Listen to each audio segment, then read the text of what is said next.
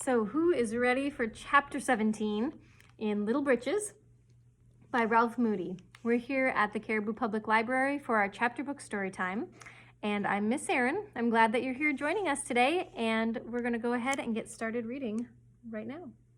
So chapter 17 is titled, I Meet the Sheriff.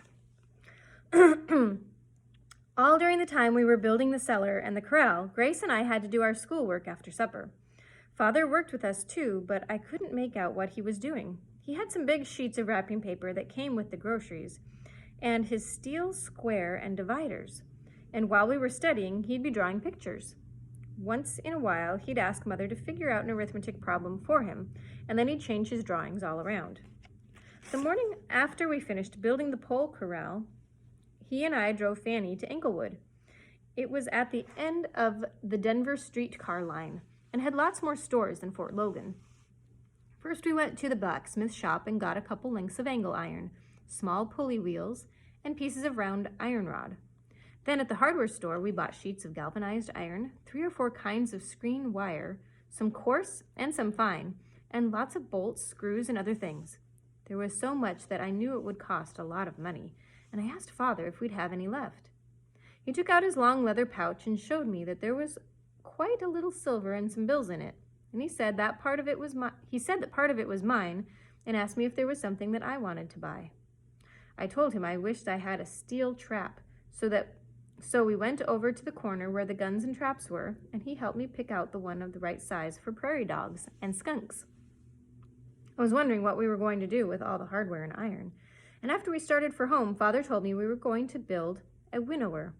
He said it would cost too much to have a big machine come to thresh our peas and beans, but we'd have plenty of time during the winter to do it with hand flails and a winnower. After we got home, he spread a roll of brown paper out on the bunkhouse floor, got his drawings, and began cutting patterns the way Mother did for making clothes.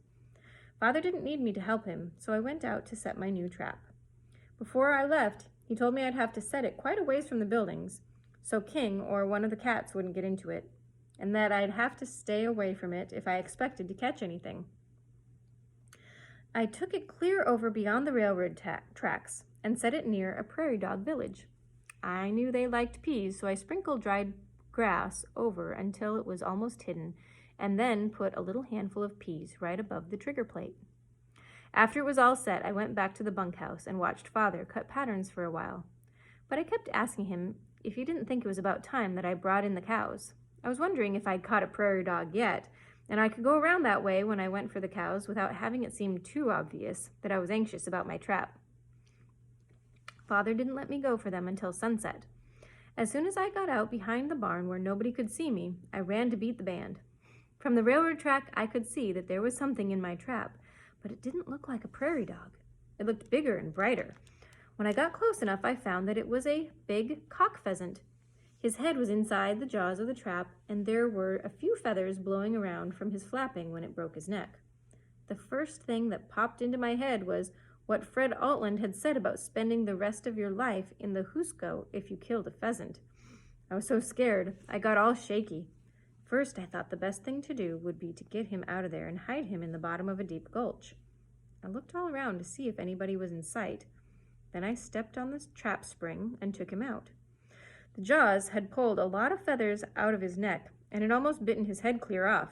So if I hid him in a gulch and somebody found him, they would know just what happened.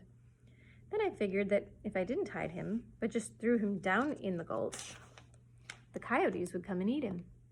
It wasn't very dark yet, and I was afraid somebody might see me if I just lugged him away across the prairie. So I took off my coat and wrapped him up in it. After gathering up all the loose feathers, I started for the gulch. But the farther I went, the more I worried for fear the coyotes might not eat him. It seemed as if it would be like trying to eat a pillow. I was sure that they wouldn't do it, because they'd get their mouths all full of feathers. Then I thought that if I picked him, they'd be sure to eat him, and I could let the wind blow the feathers away so nobody would ever tell that I'd had anything to do with it. By that time, I had reached the edge of the gulch and slid down over the bank to start picking. It was getting pretty dark, but when I unwrapped him, I could see what a mess I was in. The pheasant hadn't bled a bit with the trap jaws around his neck, But after I had wrapped him up, blood had run out of his mouth until the inside of my coat was all red and sticky. I didn't know what to do. Just as if he were deciding it for me, a coyote howled from somewhere further down the gulch. I bundled the pheasant up quick and went after the cows. I knew I'd have to have Father's help to ever get out of the mess that I was in. Everybody was in to supper by the time I got the cows home, so I hid the pheasant, slammed the bunkhouse door as if I'd been in to hang up my coat, and went into the house. The minute I stuck my head inside the kitchen door, Mother said, "What in the world have you been up to now? You look as though a ghost had been chasing you." I said I hadn't been up to anything, but the cows had been way over by the gulch, and it was all full of coyotes, and maybe that had scared me just a little. Then she told Father that I was too young to be way out there after dark, and that I'd have to start after the cows earlier. He just said, and bowed his head to say grace as soon as I was in my chair. He might just as well have said to me, "You and I will talk more about this later." We went out to milk right after supper. I don't think I had more than a dozen squirts of milk in the bottom of my bucket, just enough so that it didn't ring anymore, when Father said, "What did you do? Get your own foot in your trap?" I said, "No, sir." Then I went ahead and told him about catching the pheasant, but I didn't tell him about wanting to hide it. I asked him if he thought that they would put me in the hoosegow, as Fred said, if the sheriff found out about it. Father didn't say a word for a minute or two. Then he said, "It isn't a case of if the sheriff finds out about it. It's a case of you're breaking the law without intending to. If you tried to cover it up, you'd be running away from the law. Our prisons are full of men whose first real crime was running away because they didn't have courage enough to face punishment for a small offense. Tomorrow, you must go and see the sheriff. I'll explain to Mother about your coat." I didn't have a very good night. I couldn't keep my mind on my business after supper. Mother nearly spanked me because I got all mixed up and couldn't say the table of 12s. She gave me a glass of warm milk before I went to bed, but it didn't make me sleep any better. Whenever I wasn't awake, I was dreaming. Mother used to recite the Ballad of Reading Gaol, and that night I kept dreaming that I was the man in the ballad. Every time I'd wake up in the pitch dark, I'd put my hand over and feel for Philip to make sure that it wasn't really so. After breakfast, I begged Father to go to Fort Logan with me to see the sheriff, but he said, "No, you haven't learned to ask for advice before you get into scrapes, and it isn't fair to expect help in getting yourself out every time." I told him he'd have to go with me because I didn't even know who the sheriff was, and I'd never be able to find him alone. He just boosted me up on Fanny's back and handed me the bag with the pheasant in it. Then he said, "You found Two Dogs Lodge all by yourself, all right, without any help, didn't you? If you ask at the post office, I think they'll be able to tell you where to find the sheriff." I'd always cantered Fanny all the way to Fort Logan and right up to the hitching rail, but that morning I made her walk. For a while, I thought about running away, but the only place I knew to go was up to Two Dogs. If he'd lived alone, I guess I might have gone, but I remembered what a hurry Mr. Thompson had been in to bring me right home, so I decided I better not try that. All the time I was thinking about running away, I kept getting a squirmy feeling in my stomach because of what Father had told me when we were milking. After I made up my mind that I was going to be brave and face the music, it stopped a little, but it came right back again when I went into the post office. The lady behind the window told me that I would find the sheriff over at the Last Chance Saloon, just outside the gates of the fort. At first I thought that would give me a good reason enough to go home without seeing him, because I knew what Mother thought of saloons, and of course she wouldn't want me to go into one. So I climbed back on Fanny and started down the street toward the Morrison wagon road. I knew Mother would say that I had done just the right thing, but I tried not even to think about what Father might say.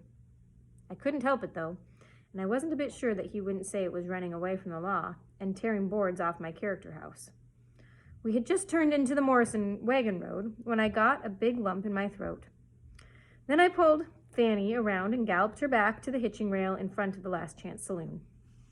My heart was thumping like 60 when I went in through the little swinging doors. I was scared, but I was a little bit proud, too, that I had business big enough so that I could go right into a saloon. I stopped just inside the doors. It was kind of dark in there, and there were about a dozen soldiers and other men leaning against the bar and talking loud. The man behind it yelled, "What you doing in here, bub? Who do you want to see?" He leaned across the bar, and I went over and told him I wanted to see the sheriff. He just jerked his thumb toward the back of the room and said, "That big fella." The sheriff was talking to another man when I got back there, so I stood behind him and waited for him to get finished. He was the biggest man I'd ever seen. My head didn't come up as high as the top of his cartridge belt, and the longer I waited, the bigger the lump in my throat grew. At last, the man behind the bar came back and told the sheriff that I was there, so he leaned over and said, "What can I do for you, son?" I had to swallow hard before I could make a sound. Then I said, "I broke the law and Father made me come down to tell you." He said, "Well, well, well, we'll have to look into this." While he was saying it, he sat me up on the bar in front of him and asked me what I'd done. All the men along the bar came and made a big crowd around us. I showed him the pheasant and told him that I didn't kill it on purpose, but it got in my trap when I was trying to catch a prairie dog. He took the pheasant and laid it on the bar beside me. Then he rumpled up all his feathers and felt all over with his hands. After he finished, he said to the men, "My God, that's the way he got it all right. I'd have sworn his old man shot it and sent the kid in to get himself out of a pickle." I didn't like that, and I guess I must have yelled, "Father would not try to get himself out of a pickle." Everybody laughed and hollered, and the sheriff said, "Kind of like your old man, don't you? What makes you think he wouldn't try to get out of a scrape?" I told him then what Father had said about our prisons being full of men who ran away from the law, but that time nobody laughed. The sheriff put the pheasant back in the bag and handed it to me.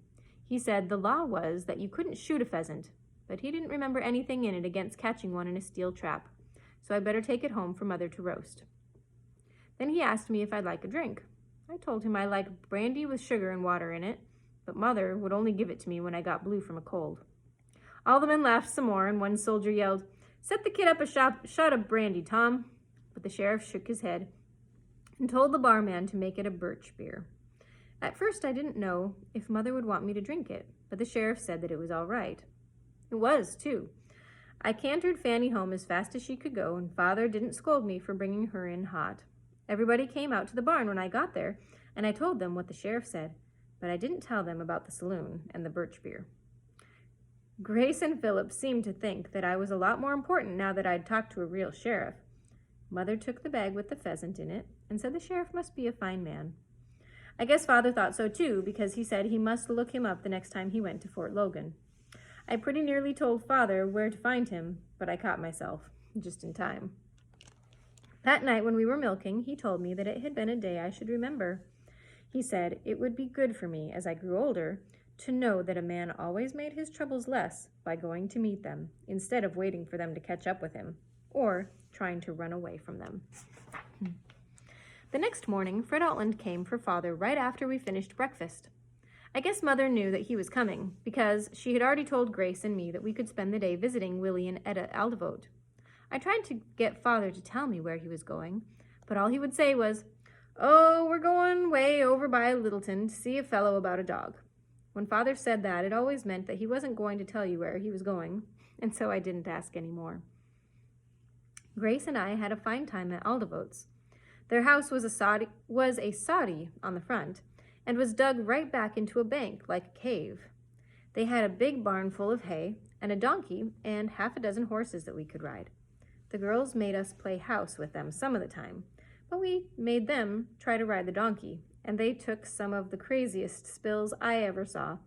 I think we had the most fun, though, jumping from the high haymow down onto a pile of straw on the barn floor. It must have been 30 feet. Father and Fred got home just a little while after we did. They were leading a beauty of a bay horse. He wasn't quite as big as Fred's new one, but he had a lot more ginger. I guess we youngsters and Mother frightened him when we all ran out to look. But anyway, he started bucking and pitching like old Harry just as they were coming into the dooryard. If he hadn't had half-inch rope around his neck, as well as having a halter on, I think he would have broken away. They had quite a time putting him into the corral without getting kicked. As soon as they let him loose, he went racing around and around the fence, kicking his heels higher than the top rail. Mother was all flustered about how dangerous the new horse was and made us children stay in the house until supper time. While we were eating, Father began telling what fine horses there were at the auction. But Mother asked, "Didn't they have any nice, gentle horses, Charlie? I'm afraid one of these bad ones is going to hurt you." Father grinned and said, "He isn't a bad one. He's a good one of the best I ever saw. He's just a 3-year-old, right off the range, and he's never had a man's hand on him until today." It looked for a minute as if Mother were going to cry. "I don't care if he's 3 or 60. He's bad all the way through, or he wouldn't have thrashed around and fought the way he did. I don't see why you don't buy a nice, gentle horse. You can't tell what will happen to Ralph with that kind of a horse around the place." Father got up and went around behind Mother's chair. He put both hands on her cheeks and patted them. Then he said, "Son, I want you to make a promise that you won't go near the new horse or into the corral while he's in there until I say you may." My mouth was full, but as soon as I could swallow, I said, "I promise, Father." I could have bought a gentle horse. There were some, but not much better than Nig, that brought $75. That's what this one cost, and that's all we planned we could spend. Well-broken young horses, as good as he is, were bringing $125 more. I picked him out before they ever put a rope on him, and there's nothing vicious about him. He's simply crazed with fear right now. I'll be very careful in breaking him." Mother reached up and patted his hand against her face. "You will be awfully careful, won't you, Charlie?" was all she said. Father was real good about making people believe what he said. And that's it for chapter 17. All right, well, we'll see you guys next time. Until then.